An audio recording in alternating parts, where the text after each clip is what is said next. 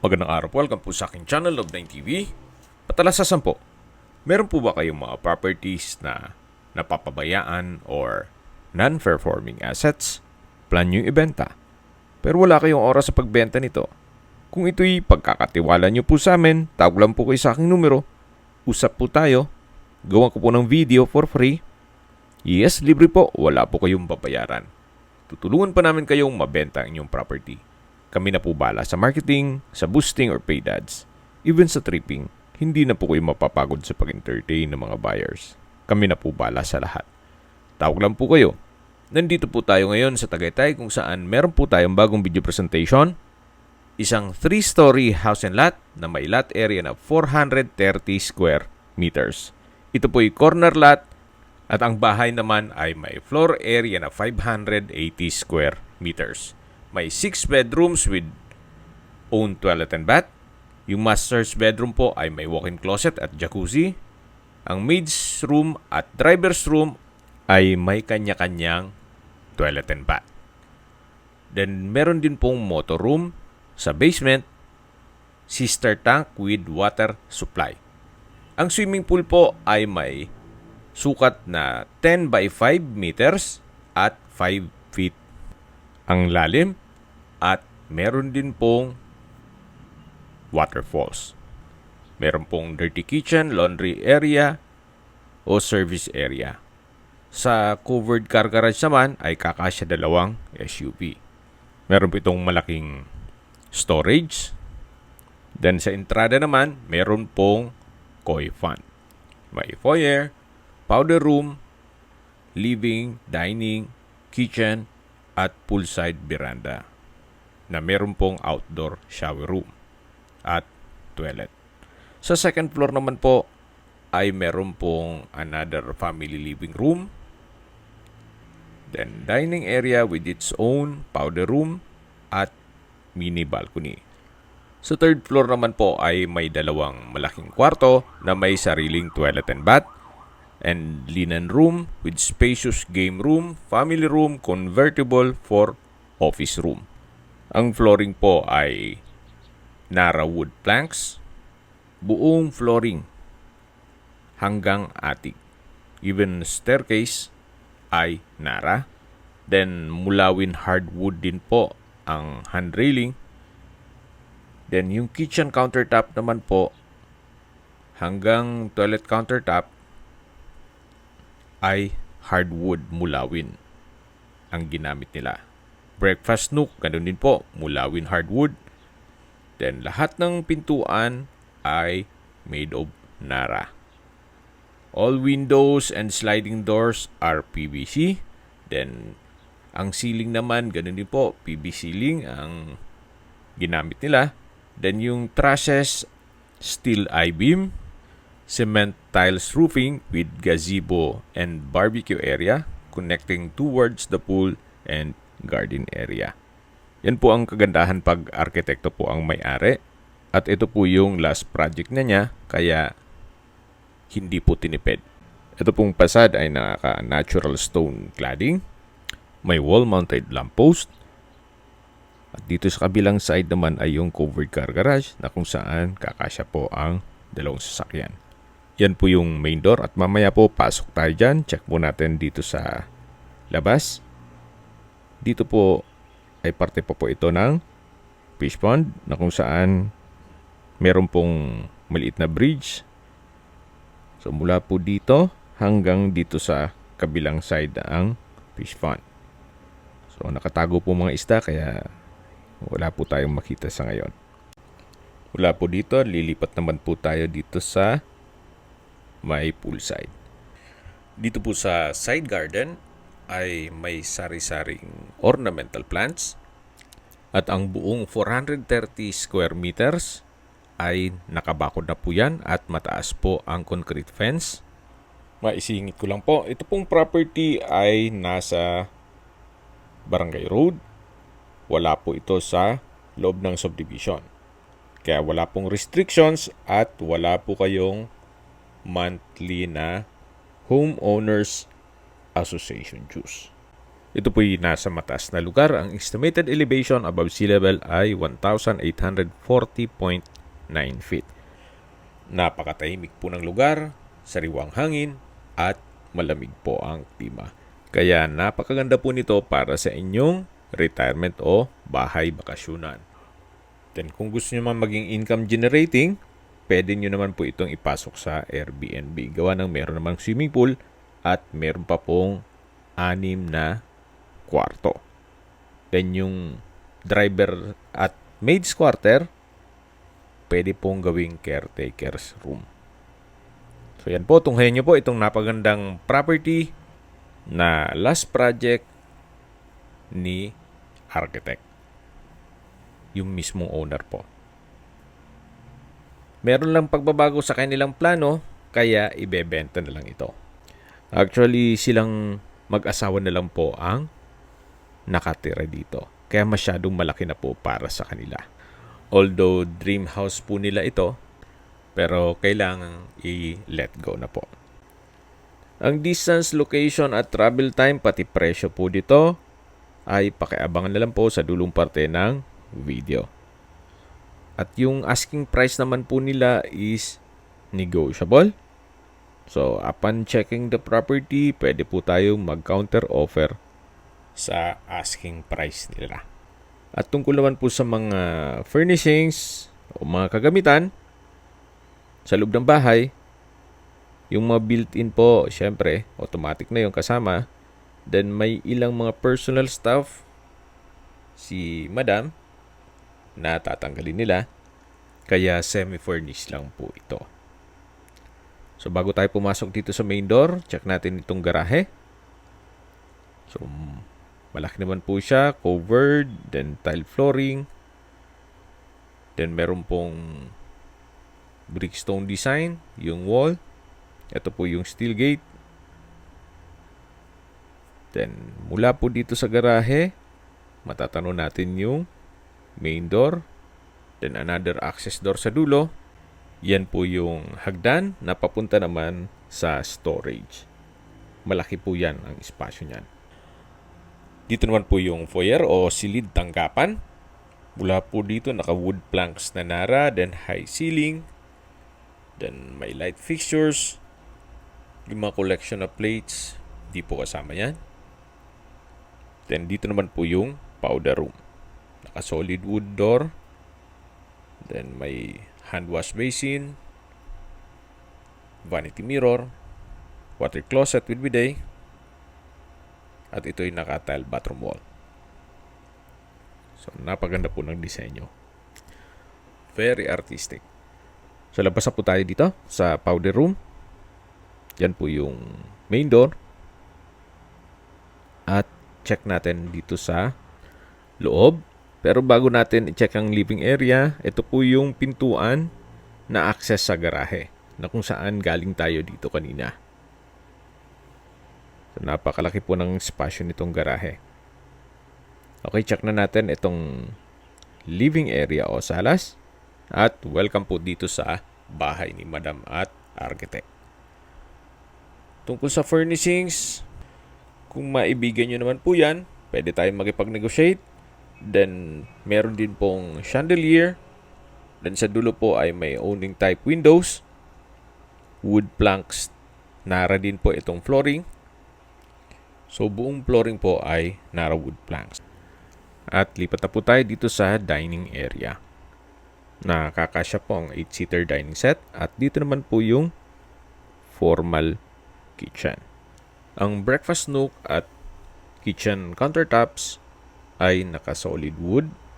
Then meron pong wall-mounted kitchen cabinet at storage ng kitchen utensils. So yan po yung double stainless sink with faucet, gas range, oven, then may kitchen window, at dito naman po yung service area at dirty kitchen. So upon tripping po, i-check natin yan. So, tunghayin nyo po ulit itong formal kitchen. Bago tayo lumabas dito sa may living area. At tungkol naman po dito sa dining set, Wala pong nabanggit sila kung isasama yan.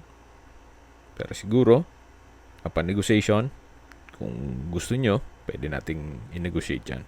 Then dito naman po yung sliding glass door na access dito sa veranda, papunta dito sa swimming pool. Yan po yung may sukat na 10 by 5 meters at 5 feet po ang lalim. May waterfalls. Dito naman yung shower area, yung banyo, at maayos naman po ang bathroom fixtures nito.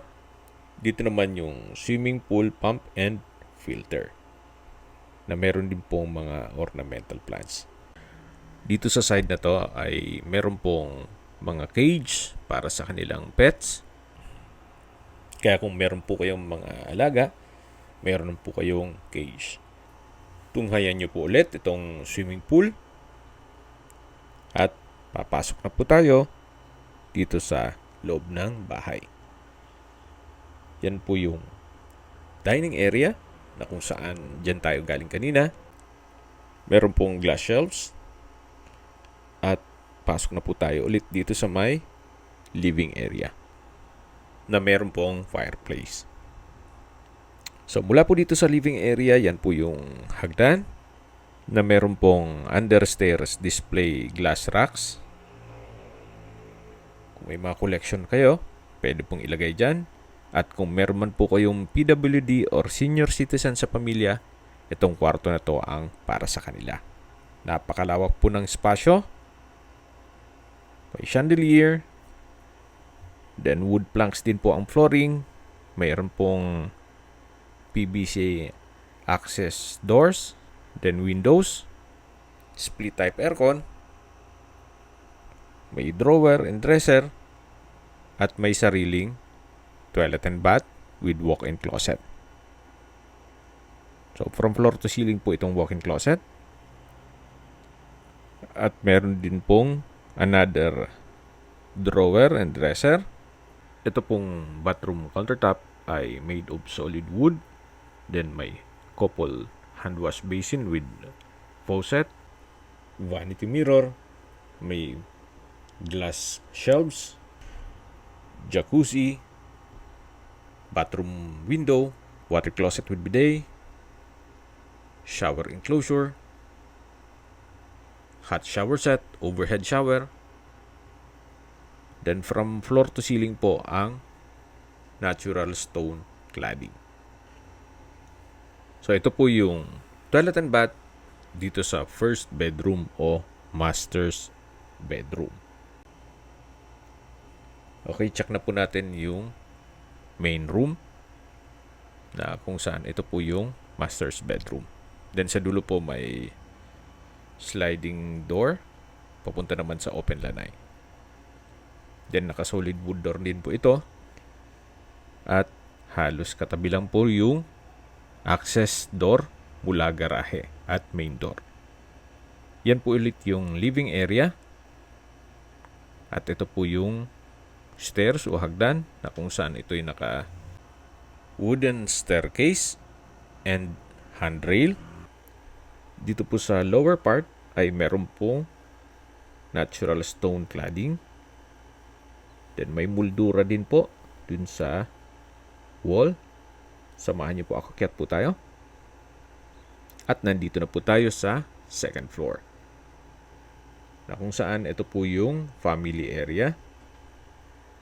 Malawak din po ang espasyo. May chandelier. Then naka-PVC ceiling panels. May glass windows made of PVC and owning type po. Yan po yung hagdan. Then ito po yung hallway papunta sa mga kwarto. At hanggang dito po sa second floor ay naka wooden planks din po itong flooring. Check po natin itong second bedroom na kung saan ito yung naka solid wood door. May split type aircon, owning type windows, may PVC sliding glass door, then wardrobe, center lamp, wooden planks ang flooring. So for maayos naman po ang pintura ng ceiling at wall, may pin lamps, at meron po itong sariling toilet and bath. May bathroom countertop, hand wash basin, water closet with bidet, shower enclosure, then may overhead shower, may bathroom window, tile bathroom wall. So, para wala po kayong papagawa dito. So, yan po yung toilet and bath dito sa second bedroom. Yan po yung tinutukoy ko na access door punta sa maliit na balkonahe. At upon tripping po, check natin yan. At lalabas na po tayo dito sa pangalawang kwarto. At paglabas po natin, matatanaw yung family area, then yung hagdan. At ito po yung hallway. Ito naman po yung third bedroom o pangatlong kwarto. Ito po yung naka-solid wood door din po. At sa spasyo, malaki din po. May wardrobe, may bed frame and mattress, study table, owning type windows, PVC sliding door na access papunta sa maliit na balkonahe. So, ito po yung pangatlong kwarto. Okay, labas po tayo ulit dito sa may hallway. Then, check natin yung pang-apat na kwarto o fourth bedroom. Ito pong fourth bedroom ay ganun din po, naka-solid wood door. Then sa spasyo, halos same size lang din po dun sa mga naunang kwarto. May owning type glass window, may wardrobe, bed frame and mattress, at may sariling toilet and bath na maayos naman po ang toilet fixtures. So labas po ulit tayo dito sa pang-apat na kwarto. Then mula po dito, meron pong hagdan, papunta yan sa third floor. At dito naman po yung altar na meron pong drawer, then display cabinet. At dito naman po sa side na to ay meron pong dining area. Kung sakali man po na mag-midnight snack at tinatamad na bababa pa po, meron na pong espasyo dito. Then may powder room dun sa dulo. Then may mga customized owning type windows. Ito po yung powder room. May bathroom countertop, water closet with bidet. At mula po dito sa may dining area, meron pong access dito sa balkonahe. Actually, kung malaking pamilya talaga kayo, pwede po ito for another room. So, depende po yan sa inyo kung ano magiging purpose niyo dyan. So, ito na po yung hagdan na papunta naman sa third floor. Naka-solid wood staircase and handrail. So, same design lang po nun sa hagdan sa baba. At nandito na po tayo sa third floor. Ito pong side na to ay pwedeng gawing office. So, sa ngayon, nilagyan nila ng bed frame and mattress na pwedeng tulugan kung sakali talagang maraming bisita. Yan po yung hagdan kung saan tayo galing kanina. At dito naman po yung hallway. Check na po natin itong pang 5 kwarto. So sa spasyo, malaki naman po siya. Then may bed frame and mattress, bedside table, PVC ceiling, may wardrobe, meron pong sariling toilet and bath kung saan maayos naman po ang toilet fixtures nito. May bathroom countertop, vanity mirror, hand wash basin. Halos same setup lang po ng mga nauna. Then may overhead shower at water closet with bidet. So, ito po yung toilet and bath ng 5th bedroom. So, labas po tayo para check natin yung pang-6 na kwarto. Ito pong pang-anim na kwarto ay naka-solid wood door din po ito. Napakalaki din po ng espasyo. May wardrobe, may bed frame and mattress, bedside table, customized glass windows, wood planks flooring, split type aircon, PVC ceiling panels, at mayroon pong sariling toilet and bath na may bathroom countertop, hand wash basin, vanity mirror, may water closet with bidet, shower enclosure, tile bathroom wall, overhead shower, at may hot shower set. So, ito po yung toilet and bath ng 6th bedroom. Yan po, tunghayin nyo po. Meron din po palang chandelier at drawer and dresser. Sa labas na po tayo. Dito po sa isang pintuan, ito po ay stock room. Actually, pwedeng another room na naman to eh. Pero may mga personal na gamit si owner, kaya hindi natin mapasok yan. So, ito po yung 3rd floor. At bababa na po tayo. So, sa mga nag-skip po ng video, summarize ko lang po. Ito pong property ay nandito po sa Tagaytay. May total lot area po ito na 430 square meters at ito'y corner lot. Tungkol naman sa dokumento nito, ito po'y titulado, buhay po ang may-ari, kaya wala po kayong maging problema sa documentation o sa transfer ng title. Ito pong buong bahay ay may usable floor area na 580 square meters. Meron po itong 6 na kwarto with own toilet and bath.